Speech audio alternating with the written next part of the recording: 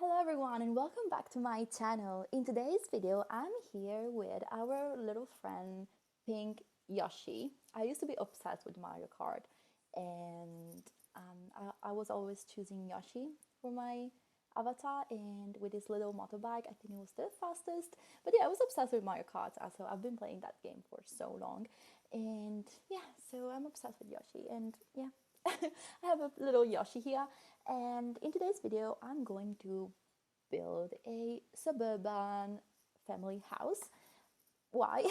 Because yesterday night I was bored. None of my favorite streamers were streaming on Twitch because it was Sunday night. I decided that I could build something in The Sims. However, it was almost midnight, so I was a bit tired and I wanted to build something that didn't require a huge mental effort. So I decided to build a very simple and easy suburban family house. It's just three boxes basically, in one large box in the middle and two kind of long and skinny boxes to each side. And then we have a little bump out in the front just to kind of make it a little bit more fun and interesting.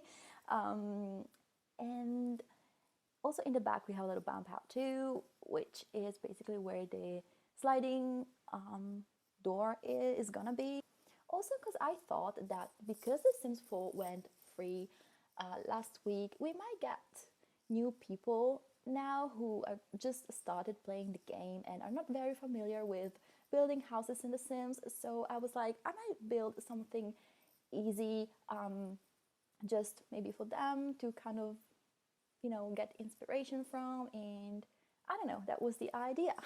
So I built this suburban house, and I must say that as I always do, I got inspiration from picture on Pinterest. If you're new and you just started building houses in The Sims, I have this tip for you that might be helpful, that I want to share because it was so helpful for me.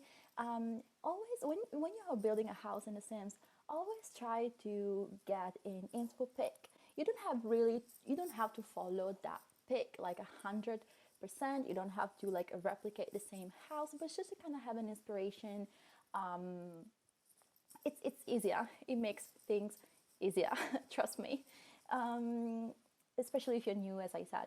And yeah, so for this house, I used a green, no green, gray and white color scheme, and I used two wallpapers. I also used bricks in the front of the house because I thought it would make the house a little bit more interesting.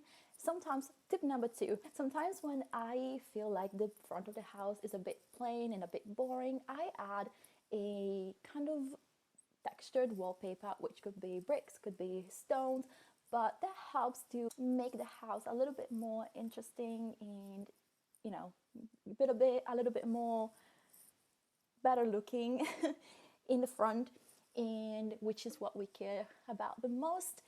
And as you can see, I also used two different types of windows. I love mix and matching windows. So I used the shutter ones in gray and normal, just base game normal windows. And I thought this house was base game only. However, it's not, because I used a window from Cats and Dogs. Yes, I'm guilty. I wanted to make this house a base game, but actually it's not. But unfortunately, I just couldn't help it. I needed a tiny window to put on the upper part of the roof in the front, and none of the base game ones were looking good. We have like the rounded window that is small in the base game, but I didn't like that. I really like how the Cats and Dogs one looked, so I used that one. And also, as you can see now, I'm doing the back of the house, and to make it a bit more interesting, because the back is always boring and I never know what to do. In the back, I actually did a balcony. I built a balcony in the back just because it was a bit plain to me. And then we have this back porch too. And also the house has a wraparound porch. I think it looks cool, and especially like with the white fences and white columns, and I also used flower pots beneath the windows to add a little bit more colors in to make the front a little bit more interesting. I also want to tell you that this house comes unfurnished on purpose, just because I did the floor plan, and you'll see that in a minute. I decided to leave the house unfurnished because I thought that would maybe be, I don't know, interesting for you to furnish this house, and you can make it base game, or you can use packs if you have them. But yeah, I just did the floor plan, and you can furnish this house if you want. And but maybe I'm gonna furnish it in the next video. I don't know. If I feel inspired, I might do that. But as you can see, now we're moving on to the inside of the house. So I'm using columns right now and spandrels to kind of make the living area a bit more closed off from what is going to be the kitchen and the dining area. And that door that I'm using right now is the door that is going to lead you to the laundry room, which I'm now kind of making. And because that area of the house, that space on the right side of the house, was supposed to be a garage in the beginning, in my mind I had that picture, but then I realized I didn't have enough space for that, so I had to turn that side of the house into something else, which I wasn't very happy about it, because I'm not really happy how that corner, how that space looks.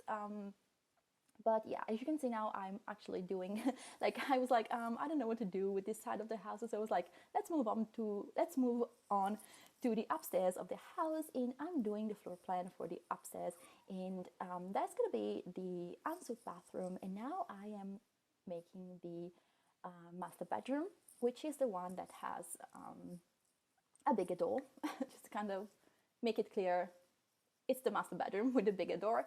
And it has, of course, the ensuite bathroom, as I said. And the other two bedrooms that are upstairs, unfortunately, are a bit small, but they could be kids' room. And also downstairs, we're gonna have a bedroom, because, as I said, I had that space that was supposed to be a garage, but plans changed. And so that space was turned into a bedroom with an ensuite bathroom, and next to it there's a, I would say, office room. Anyway, you can change the floor plan if you want, because you know, if you want to furnish this house, you can change the floor plan. And I don't know, if you don't like this one, this was just my idea. I gave you some kind of directions about what I imagined this floor plan to be, but obviously you can change, you can delete walls if you want, make it more open, whatever you want to do with that. And in the backyard, I actually managed to fit a swimming pool. Well, not that I managed it, the fact is that the backyard was quite big. I had like a big space, so because this lot is the 30 by 20 lot in Newcrest, and normally those lots in Newcrest are very long. So if the house is not very long, then you're gonna end up with little space in the back. So, you know, enough space for a swimming pool and a big backyard, and that you're gonna see in a minute. Excuse the bad lighting in this video, but outside is very foggy. Well, actually, it's perfect for Halloween. Like, I don't mind this weather. It's just, it's perfect for Halloween. And actually, I wish I could show you how outside looks like, because so spooky. Actually, I think I'm gonna pop a picture somewhere, because honestly, like, it's so foggy, and I hope it stays like this for Halloween. It just really gives me spooky vibes, and I love this time of the year.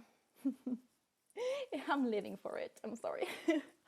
And by the way, what are your plans for Halloween? Let me know. I'm going to a theme park, maybe, with my friends on the 31st. But then I think on the 30th, I'm going to maybe bake some cookies with my friend and probably have a sleepover. That's it. But yeah, let me know what are your plans for Halloween. Oh, as I was saying, sorry.